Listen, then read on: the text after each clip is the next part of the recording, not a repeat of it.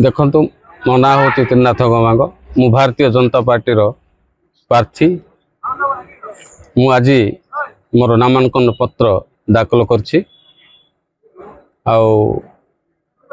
गुणपुर निर्वाचन मंडली में बहुत समस्या अच्छी, बहुत काम करिवार मध्य बाकी रही।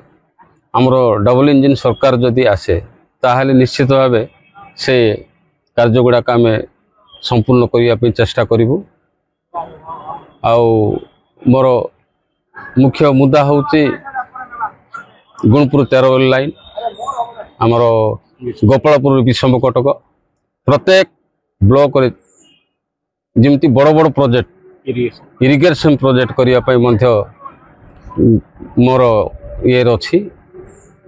द्वितीयथ आम पद्मपुर ब्लॉक एनएसी हबार थिला आठ छोट ब्लॉक गुड़ाक एनएसी हो जाइए किंतु ये ब्लॉक आम पद्मपुर को एनएसी करना से आम डबल इंजिन सरकार आसिले निश्चित भाव करने चेष्टा करूँ। प्रत्येक डिपार्टमेंट आम एजुकेशन को मेडिकल को विभिन्न विभाग कर्मचारी मानकर ऑफिसर मानकर अभाव रोचे से उन्नयनमूलक कार्यकलाप गुड़ाक हो पारनी। से दृष्टि डबल इंजिन सरकार जदि आसे ताहले निश्चित भाव आम ए जिनिस अधिक गुरुत्व देव।